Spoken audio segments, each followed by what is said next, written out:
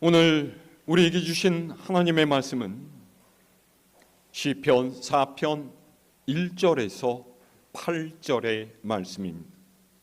구약성서 806면입니다.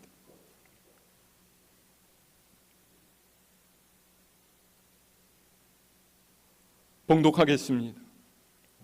내 의의 하나님이여, 내가 부를 때에 응답하소서. 곤란 중에 나를 너그럽게 하셨사오니 내게 은혜를 베푸사 나의 기도를 들으소서. 인생들아, 어느 때까지 나의 영광을 바꾸어 욕되게 하며 헛된 일을 좋아하고 거짓을 구하려는가? 여호와께서 자기를 위하여 경건한 자를 택하신 줄 너희가 알지어다. 내가 그를 부를 때에 여호와께서 들으시리로다. 너희는 떨며 범죄하지 말지어다. 자리에 누워 심중에 말하고 잠잠할지어다. 의의 제사를 드리고 여호와를 의지할지어다. 여러 사람의 말이 우리에게 선을 보일 자 누구뇨 하오니, 여호와여, 주의 얼굴을 들어 우리에게 비추소서. 주께서 내 마음에 두신 기쁨은 그들의 곡식과 새 포도주가 풍성할 때보다 더하니이다. 내가 평안히 눕고 자기도 하리니 나를 안전히 살게 하시는 이는 오직 여호와니시니이다. 아멘. 살다가 보면 우리는 뜻하지 않게 억울한 상황을 맞게 될 수가 있습니다. 여러분, 어떤 때 억울하다는 생각이 드십니까? 무조건 이익을 얻는다라는 누구 말만 듣고서 주식을 왕창 샀는데 주식이 오르지는 않고 자꾸만 아래로 곤두박질 치면 억울합니까? 지금까지 보험금을 열심히 부어왔는데 알고 보니까 이게 다른 보험보다 혜택도 적고 보험금도 비싸다라는 것을 알게 되면 억울합니까? 아니면 집에서 치킨을 먹는데 같이 사는 인간이 나한테는 한마디 물어보지도 않고 다리 두 개를 홀랑 다 먹어버리면 그때 내 신세가 서글프고 억울합니까? 제가 예전에 어떤 목사님한테 그런 얘기를 들은 적이 있는데요. 이분이 교인들 사이에서 어떤 집사님이 목사님 험담을 하고 다닌다라는 얘기를 듣게 됐어요. 한번 들었을 때는 에휴 설마 그렇게 그냥 웃고서 넘겼답니다. 그런데 같은 이야기를 자꾸 듣게 되는 거예요. 고민을 하다가 이 집사님을 불러서 내가 이런저런 이야기를 교인들에게서 들었는데 이게 어떻게 된 일이냐 물었답니다. 그랬더니 이 집사님이 목사님이 나를 미워하지 않느냐고 따지고 들더라는 거예요. 너무 당황해서 아니 왜 그렇게 생각하셨느냐 물었더니 자기가 목사님한테 인사할 때마다 목사님이 인사도 받지 않고 얼굴도 마주치지 않고 그냥 지나간다라는 거예요.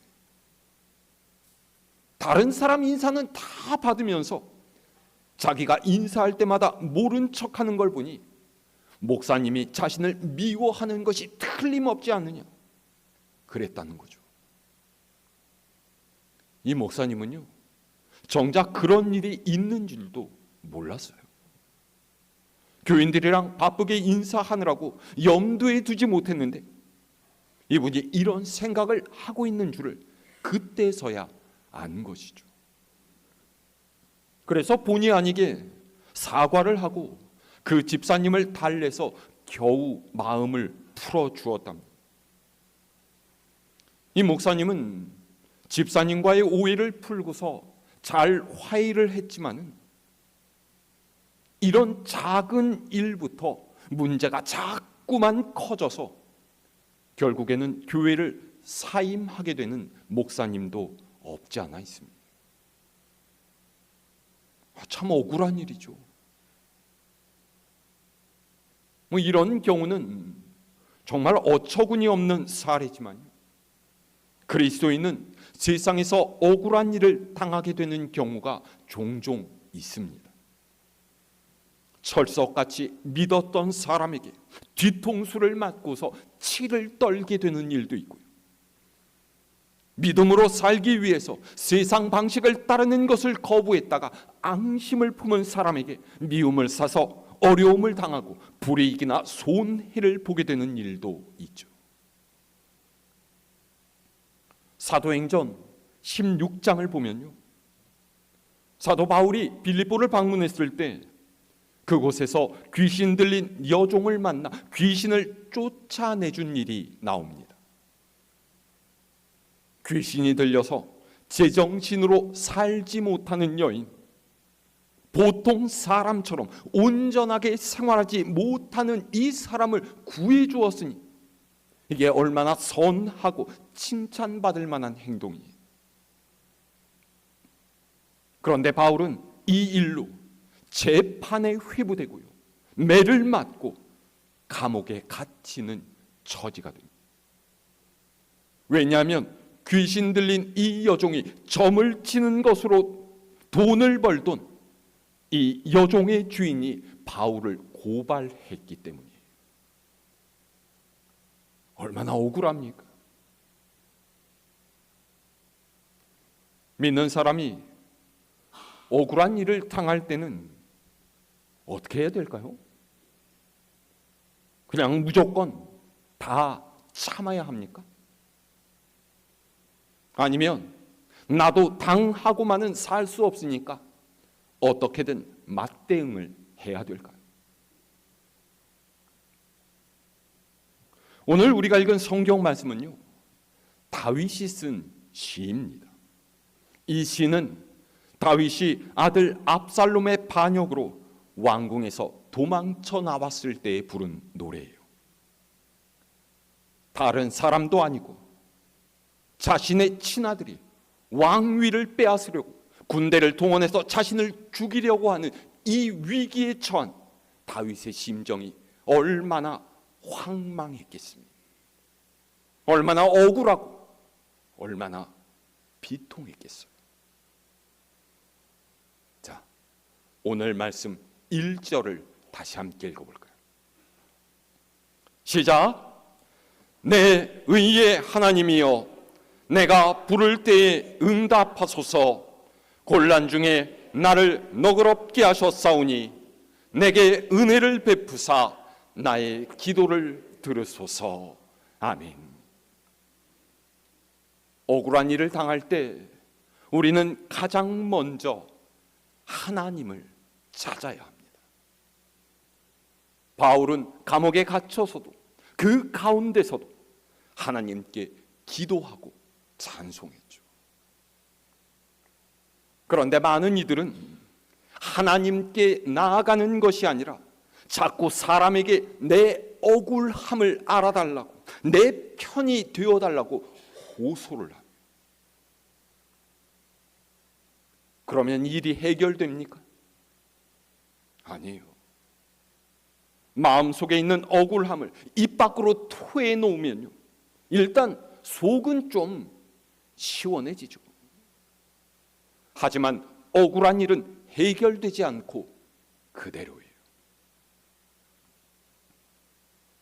남자들은 보통 이럴 때 술을 마시죠. 술이 좀 거나하게 취하고 술 기운에 욕이라도 한번 시원하게 내지르면 잠깐은 이런 일을 잊을 수 있는 것 같이 느껴집니다. 하지만 그래도 여전히 억울한 일들은 해결되지 않습니다. 사람도 술도 우리의 억울함을 풀어줄 수는 없어요. 이런 것들은 우리의 처지를 변화시킬 능력 자체가 없습니다. 우리의 억울함을 해결해 줄 수 있는 이는 오직 하나님 한 분뿐이세요. 다윗은 이 사실을 이미 너무나 잘 알고 있었죠. 사울의 질투 때문에 장장 10여 년을 도망자로 살아야만 했던 다윗이 아닙니까? 그래서 다윗은 자신의 처지를 하나님께 말씀드리고 도움을 구하고 있는 거예요. 1절에 곤란 중에 나를 너그럽게 하셨다라는 말은요, 이전의 어려움 속에서도 하나님께서 나를 건지셔서 넓은 곳으로 이끌어내셨다라는 뜻입니다. 눈앞에 있는 팍팍한 삶의 환경에 빠져 있는 것이 아니라 보다 멀리 내다볼 수 있는 시야를 허락하셨다라는 것이죠. 그래서 다윗은 이전에 나를 붙드신 하나님께서 지금 내 부르짖음에 응답하셔서 은혜를 베풀어 주시고 기도를 들어달라고 구하고 있어요. 자, 2절의 말씀도 읽어볼까요? 시작. 인생들아, 어느 때까지 나의 영광을 바꾸어 욕되게 하며 헛된 일을 좋아하고 거짓을 구하려는가. 아멘. 다윗은 하나님을 향한 부르짖음에 그치지 않고요, 자신에게 맞서는 적들을 향해서 호통칩니다. 여기에 인생들이란 어떤 사람이겠습니까? 직접적으로는 다윗을 배반하고 그를 곤란에 빠뜨린 사람들이겠고요, 간접적으로는 하나님 대신에 우상과 세상의 것들을 섬기며 사는 사람들이, 그러니까 하나님이 아닌 가짜 신을 의지하는 사람이죠. 이 가짜 신이 무엇입니까? 우리는 이것이 나무나 돌을 깎아 만든 우상만을 이야기하는 것이 아니라는 것을 알아야 해요. 내가 하나님보다 더 의지하고 있고 하나님보다 더 사랑하고 있는 세상의 것이 있다면 그것이 바로 가짜 신입니다. 돈이든 권력이든 명예이든 내게 행복을 가져다 줄 수 있을 것 같고 나를 계속 지켜줄 수 있을 것이라 믿는 것들이죠. 다윗은 그것을 통해서, 그것을 위해서 하나님의 뜻을 버리고 하나님께 등을 돌리는 것은 하나님을 욕되게 하는 일이라 말하고 있어요. 다시 말해서 저들이 반역을 일으켜서 다윗을 곤경에 빠뜨리는 것은 하나님의 뜻보다 세상의 영광을 구하는 욕심 때문이라는 말이죠. 그렇게 헛된 것을 구하는 욕망의 노예로 언제까지 살겠느냐라는 거예요. 우리 또한 다윗의 이 말 앞에서 우리를 돌아보아야 합니다. 헛된 세상의 것을 구하려고 하나님을 등지는 인생이 되어서는 안 돼요. 썩어 없어질 세상의 것이 아닌 영원한 하늘의 것을 구하는 여러분이 되시기를 바랍니다. 자, 3절의 말씀도 읽어볼까요? 시작. 여호와께서 자기를 위하여 경건한 자를 택하신 줄 너희가 알지어다. 내가 그를 부를 때 여호와께서 들으시리로다. 아멘. 다윗은 경건한 자를 하나님께서 구별해 놓으셨다 선언합니다. 이 경건한 자가 누구예요? 바로 자신, 다윗입니다. 이게 무슨 말이죠? 감히 자기 자신을 경건한 사람이라고 말하는 이 말, 다윗의 교만입니까? 왕자병이에요? 자기 자랑입니까? 그런 뜻이 아니에요. 다윗은 지금 반역을 일으킨 이들이 하나님의 뜻을 거스르고 있다라는 것을 알고 있어요. 구약 시대에요, 왕과 제사장 그리고 선지자는 머리에 기름 부음을 받았습니다. 이 기름 부음은요, 하나님께서 너를 선택하셨다라는 뜻이에요.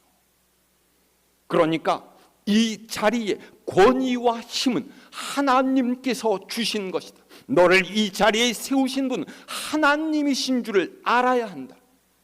너는 하나님께 합당한 자로 살아야 한다, 이런 뜻이죠. 그런데 지금 압살롬과 반역을 일으킨 사람들은 하나님의 허락이 아닌 힘으로 왕위를 빼앗으려 하고 있지 않습니까? 그것은 하나님께서 바라시는 방식이 아니다.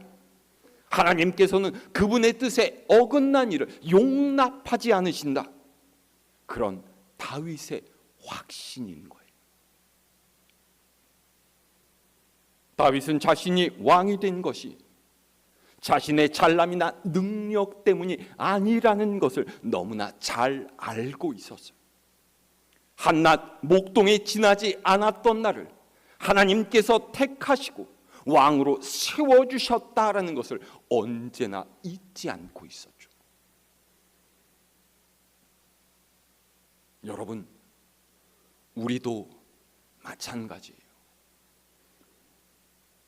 내가 하나님을 택한 것이 아니라 하나님께서 나를 택하셨다라는 사실을 우리는 잊지 말아야 합니다. 하나님의 백성된 사람에게는 이런 자부심이 있어야 하고, 이 자부심대로 행동하는 믿음의 실천이 있어야 해요. 그리고 이런 맥락에서 다윗은 그의 적들에게 훈계를 하고 있죠.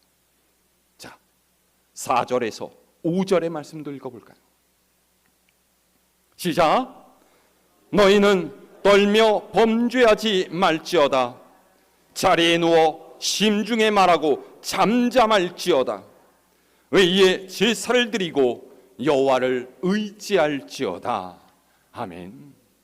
4절에 떨며라는 말은요, 춥거나 무서워서 떠는 것을 뜻하는 것이 아닙니다.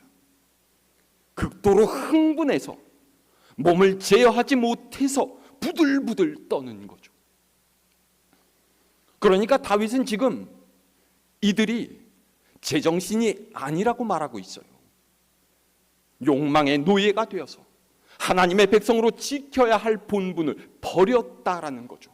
잘못된 격정에 사로잡혀서 죄를 짓고 있다라는 거예요. 그러면서 뭐라고 하죠? 자리에 누워서 심중에 말하고 잠잠해라, 그래요.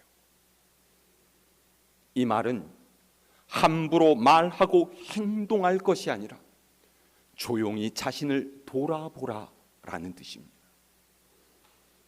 내게는 문제가 없었는지 돌아보며 반성하고 별 가치 없는 것들에 마음을 쓰느라 기력을 낭비하지 않도록 조용한 밤에 묵상해 보라라는 말이에요. 그런데 우리는요, 보통 이 말씀을 거꾸로 적용할 때가 있지 않습니까? 밤에 마음으로 말하라 그랬는데 도리어 밤새 잠을 이루지 못하고 몸을 떨면서 내가 이 분함을 어떻게 갚아줄까? 어떻게 해야 나의 이 억울함을 풀 수 있을까? 화를 못 이겨 소리를 지르고 화를 쏟아내요.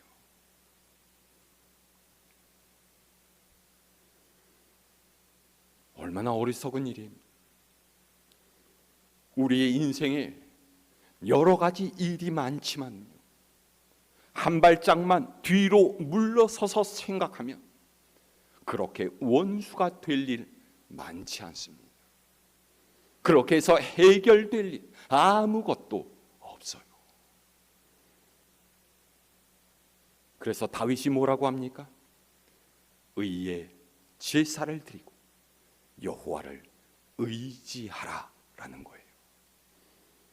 의의 제사란 온전한 예배를 뜻하고 늘 하나님 앞에서 살아야 할 우리의 삶을 의미하기도 합니다. 여러분, 지금 어떤 마음으로 예배를 드리고 계십니까? 혹시 마음에 아직 삭히지 못한 화가, 분노가, 억울함이 있지 않습니까? 마음에 미움과 분노를 품고 예배를 드리면 그 예배 하나님께서 기뻐 받으시겠습니까? 예배를 드리는 우리가 하나님의 임재와 은혜를 경험할 수가 있을까요?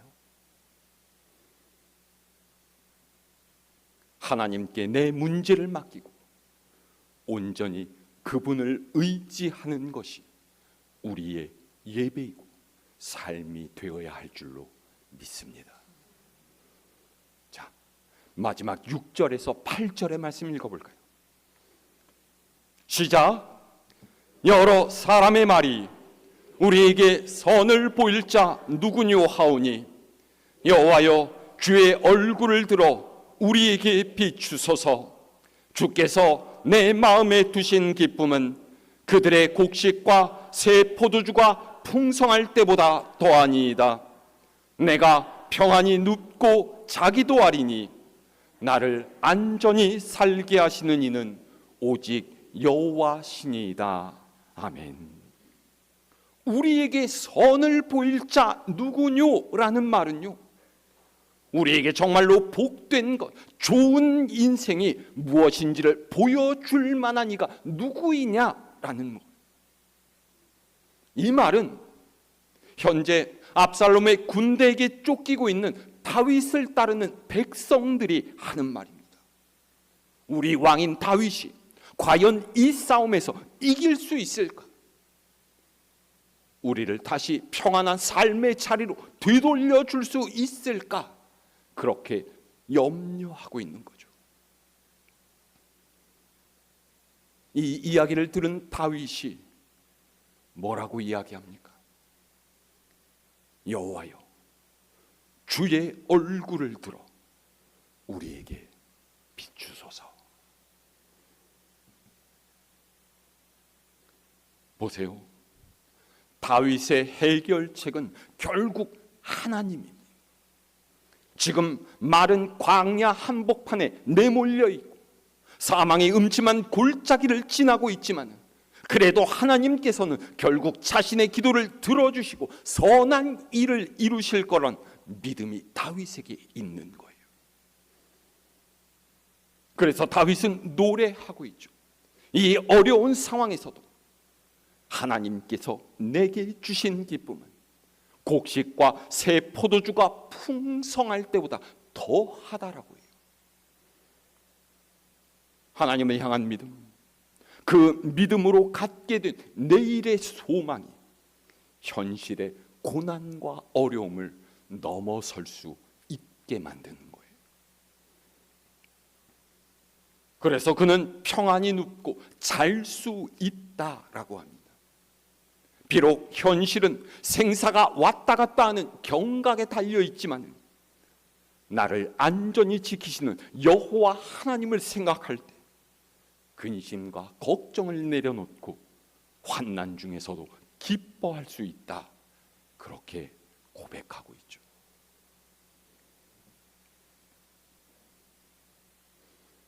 억울하고 분한 마음을 가누지 못하고 밤에 잠도 못 자는 사람하고요, 고난 속에서도 평안히 눕고 잘 수 있는 사람의 차이가 무엇이겠습니까? 그가 무엇을 보고 있느냐라고 하는 거예요.